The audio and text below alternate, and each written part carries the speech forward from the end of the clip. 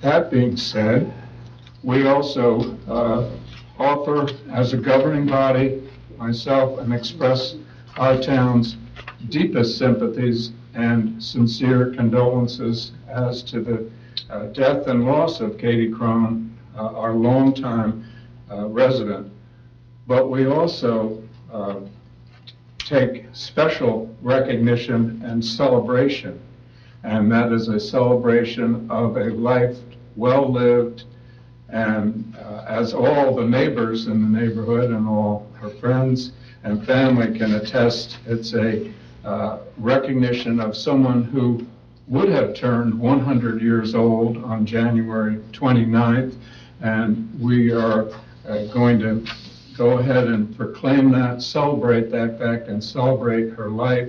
And hers was a life I can attest to as a member of the neighborhood and the neighbors of someone with recognized for devotion and unconditional love for all of the members of her family, many of whom are here tonight with their neighbors. And that love, that devotion didn't stop there. That was love and devotion to all the members of her extended family, as well as her neighborhood. And the family included her longtime friends and neighbors. Beyond that, she also had a lot of room for love for all the members of her communities. And first and foremost among those communities was that of the borough of Seaside Park. And those of us who are old-timers, like myself, will always remember Mrs. Crone as, the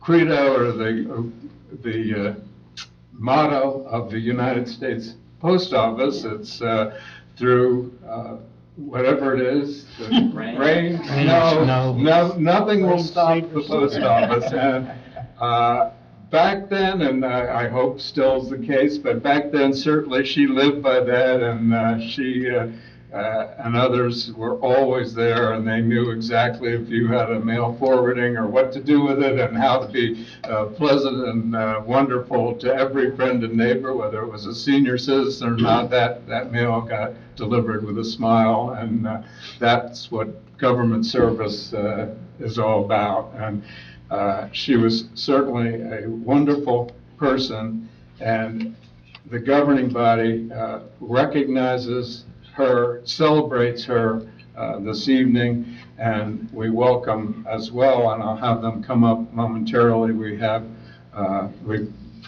offer our sympathies, and we also offer our love to the members of the family, which include her son Freddie, her daughter Joanne, and obviously our administrator Karen, who's here. And we also offer our sympathies to Adam, John, Caitlin, and Samantha, and all the members and grandchildren they are, but great-grandchildren as well, who I don't have their names at present, but we certainly recognize. Skylar and Leah. Skylar and Leah. We recognize them, and we offer all of you our love. And what we have on behalf of the borough's governing body, the town council, myself, and maybe we'll have Freddie and Karen and Joanne come forward. We have a special proclamation to give to you for your family. And this is on behalf of all the members of the council, the borough family, our clerk, and obviously your friends and neighbors, and including one of our area's distinguished attorneys, of course, Lynn Dunn, and here with Richie, and all that. And this is a special proclamation, which it's my honor to read into the official record for the borough of Seaside Park. And it's in recognition of Katie Crone's 100th birthday and her longstanding commitment, community service, and love to the borough of Seaside Park. And whereas Katie Crone relocated to Seaside Park in or about 1962, where she raised her family and opened her home and her heart to friends and neighbors who soon became family. And whereas Katie Crone served as president of the PTA of Seaside Park Elementary School from 1968 to 1969, and whereas Katie Crone embarked on a 20-year-plus career as a letter carrier and clerk at the post office in Seaside Park after she enrolled her youngest child at the Seaside Park Elementary School, and whereas Katie Crone served as a Girl Scout leader who introduced the world of camping to a troop of Seaside Park girls and herself, and whereas Katie Crone remained an ambassador to Seaside Park after she and her husband Fred Crone located to the Sunshine State, and whereas Katie Crone returned to Seaside Park in the sunset of her life, where she reinforced her lifelong commitment to her family and to her Seaside Park family, who will carry her dedication to one another forward. And whereas January 29th, 2025 would have marked the 100th birthday of Katie Crone, on which date her family and Seaside Park family and the community will celebrate her life by attending a funeral mass at St. Catherine of Siena Catholic Church. And whereas the governing body of the Borough of Seaside Park, on behalf of its citizens, wishes to express its sincere condolences to Katie Crone's family and wishes to express the appreciation for Katie Crone's long-standing commitment to the Borough of Seaside Park. Now, therefore, I, John A. Peterson, Jr., Mayor of the Borough of Seaside Park, on behalf of the whole Borough of Seaside Park's Town Council, do hereby present this proclamation to the family of Katie Crone in honor and recognition of her faithful dedication to her family and to her community of the Borough of Seaside Park.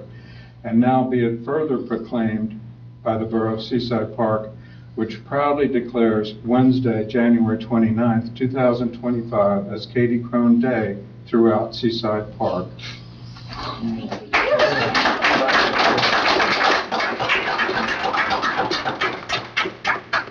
Greatly appreciated. Yes. Thank you very much. Thank you, that was a great job, John. Thank you. That was very Thank sweet. you, everyone. Thanks. And now we're all going to lower property taxes today. Just yours, just yours. Keep growing, this is a work section. Yeah, that's right. We got to work. 10 points on that. Thanks, everybody, we really Thank you. deeply appreciate it all. Thank you. Be good to your neighbors. We've got the best neighbors, we're very appreciative. John and I go back many decades.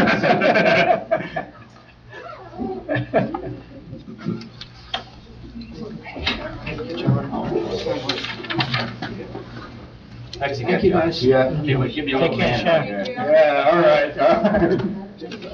For those of you who don't know, Freddie donated years and years of service as well to the Triborough First Aid Squad. And Junior in the party. Yes, he did both. That's Yes. right. Way back when. Yeah. It was a good Thank learning you. curve. Thank you. Thank you now. Thank you. Thank you. Bye-bye, take care. The first work session item is a discussion of RB's proposal dated December 9th, 2024 for engineering inspection services for Ocean Avenue restriping. That's listed for consideration as Resolution 2025-71 at the regular meeting. Do we Yeah, that's, background? yeah, Mayor, that's, when Ocean Avenue's going to be repaid by the county is not going to repaint the parking strips for parking the cars itself. They're going to do the center lines, of course, all the items needed for the county road itself, but not going to repaint the parking places itself for our parking kiosks. The design and construction to get us into compliance for parking spaces that are compliant to the existing state code for handicap and everything else. So this is what this is about. We're responsible for the restriping of the parking spaces, so that this is our portion. And we'll be doing the numbering ourselves. That's correct. The county's doing the paving. Paving. work. And Yes. Do we have a timeline? I know I think you're getting Karen- questions. Depends on the project, or, I don't. It's gonna be, Mayor, we need this in place so that as soon as the county does pave, they would be done almost immediately, and it would be ready for Labor Day. Yeah, Mr. Marty, this is just It's Ocean Avenue. Yes. Ocean It's Avenue. not our parking lot. No, it's Ocean No, it's Avenue. just Ocean. Okay, we got ASAP. And they're gonna do the crosswalks too, the county, right? The crosswalks? That's correct. And- This is only for parking, for our parking. Karen had mentioned something at the budget meeting that day, that when she spoke to somebody about the county, she said we were gonna go and look after we get the bid specifications, and whoever she spoke to, when she comes back, she can address it. But they said, oh, we can do that for you. So we may be able to save the money to paint it, but you can Okay. check with her when she comes Okay. back. We still need the specifications, so That's let's get correct, this yeah, done. absolutely.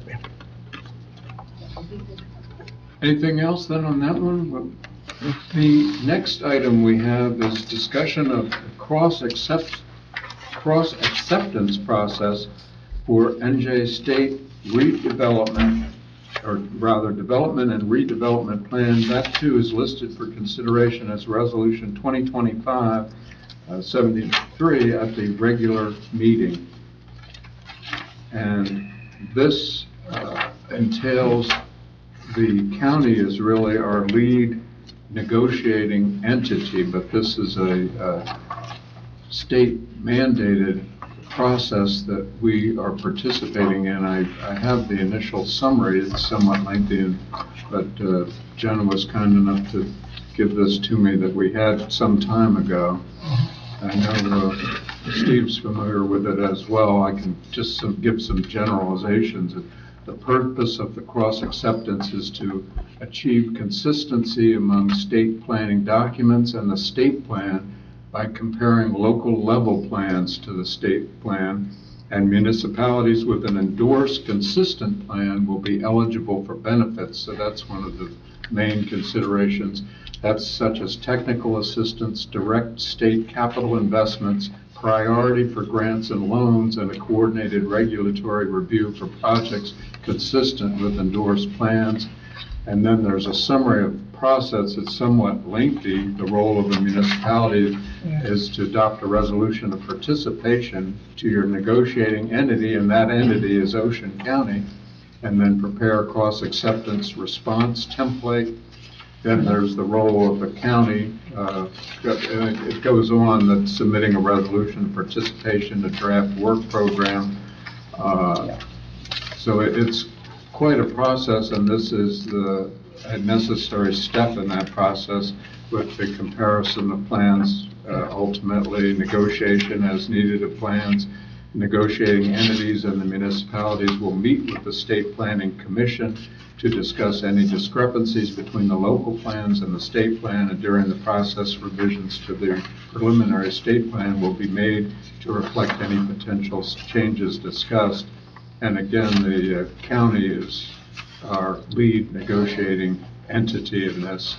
And finally, there's an adoption of a final state plan, and that comes no earlier than 30 days, no later than 60 days after the last public hearing. The final state plan will pass. So this is a step along the way that is required to begin that process. For that too is on the agenda for later. Yeah. Any comments further from council on that one?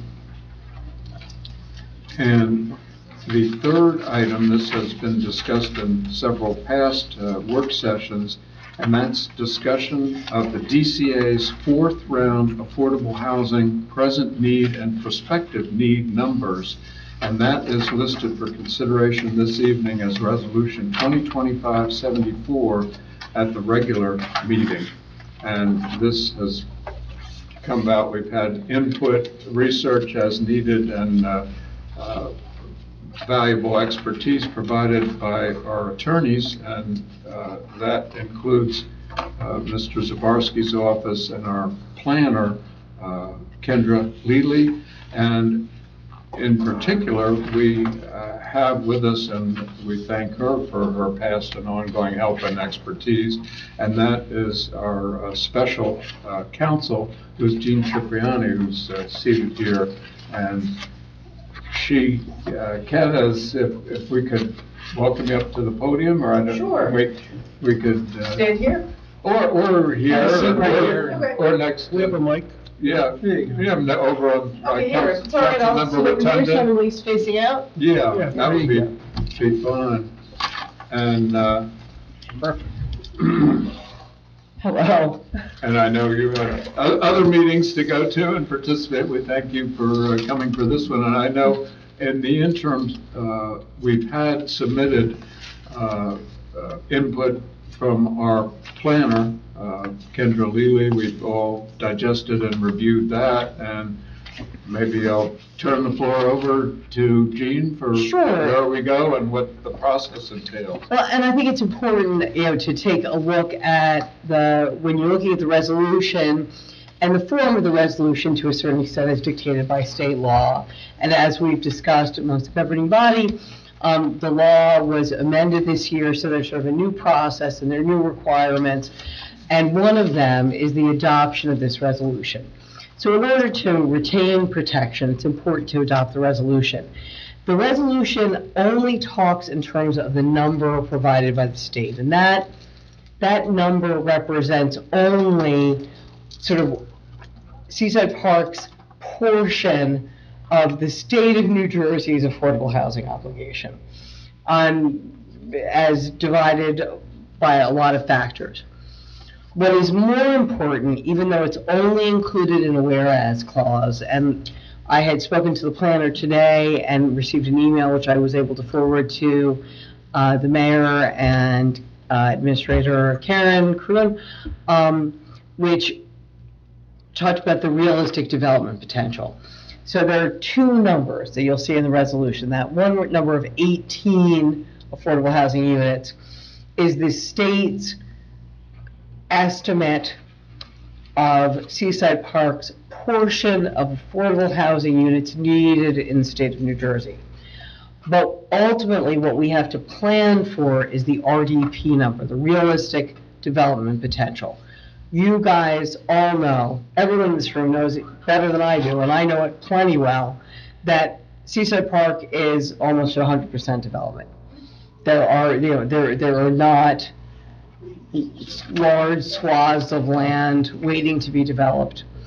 Therefore, the realistic development potential, the amount that could be developed, and the planner believes that number is going to be zero.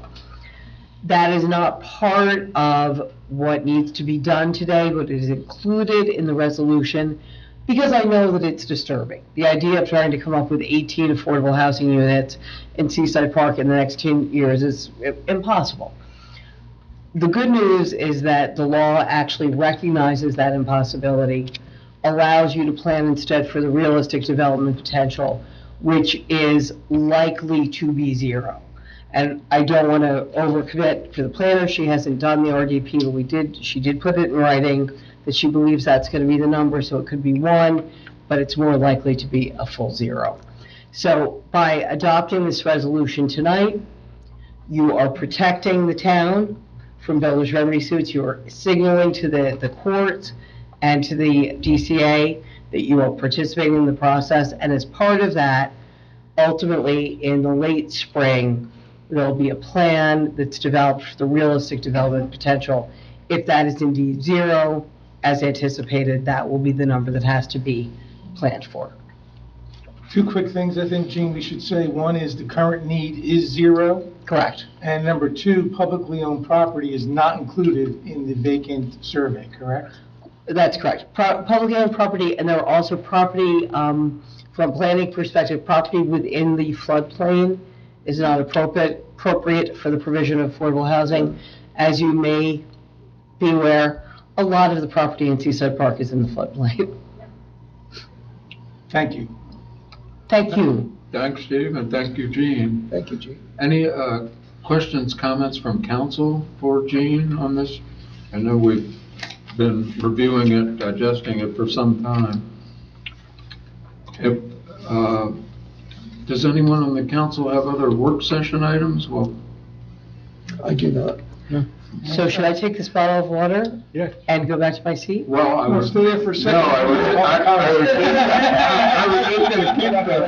And I was going to pose one. If there's any public comments or anything in terms of this issue or any other work session issues, I'd turn it over to the public if anyone has them, if they could give their name and address into the mic. No, okay. There you go, Gene. Hearing, no, we have Michelle. I guess, Michelle Miller, 1500 Lake Avenue. I guess I'm right now representing Seaside Park Board of Ed.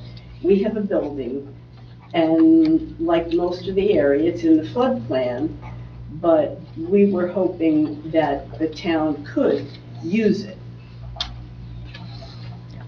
So whether or not the town can use this building is sort of beyond my purview. That's really going to be a decision for the governing body and looking at the plan for the town and potential uses. As far as the municipality taking that, if it's public property, either by the board, owned by the board, or by the town, then that would be included. It may, in fact, be excluded as part of the floodplain. Sadly, I'm not familiar enough with the property, nor am I a planner, to opine on that, but those are the factors that would be considered.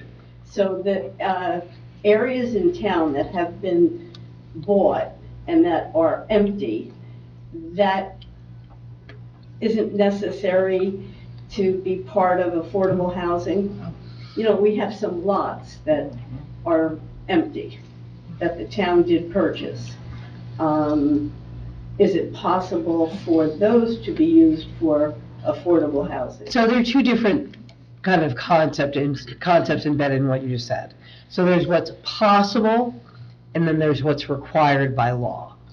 So is the town required to use any public property, particularly public property, very potentially within the floodplain, for the provision of affordable housing? No, it is not. The law does not require the town to provide affordable housing. It has to provide the realistic opportunity. When there is publicly owned land, then that is excluded from that. Is it possible in the sense that there are municipalities within the state of New Jersey that have elected to use publicly owned land for the provision of affordable housing? Yes, that is possible. It is not required. Right, because like Seaside Heights is a different matter, and that's under their governing body. Correct. I understand. They have different priorities. I'm glad you were here tonight. Thank you. Thank you. Thank you, Michelle. Thanks, Michelle. Any other public comments or questions on this or work session items? Hearing none, I'd close the public portion, and thank you, Gene, very much. Thanks for the water. Yeah. for coming. It'll turn the ice water outside. Anyone on the council? Oh, have it any- will. It keeps saying it's supposed to get warmer, but it doesn't. No, it's not. Sunday. Oh, 40 degrees. Anyone else on the council, any work session items? I don't have anything. Hearing none, I entertain a motion I'll make to that motion. adjourn, take a brief moment, and then go into the regular meeting. Motion by Councilmember Amabile, second by Councilmember Rotunda. Roll call. Councilmember Anfield? Yes. Councilmember Rotunda? Yes. Councilmember Connor? Yes. Councilmember Kraft? Yes. Council President Lowe? Yes. Motion approved. I'll take a brief moment and then go into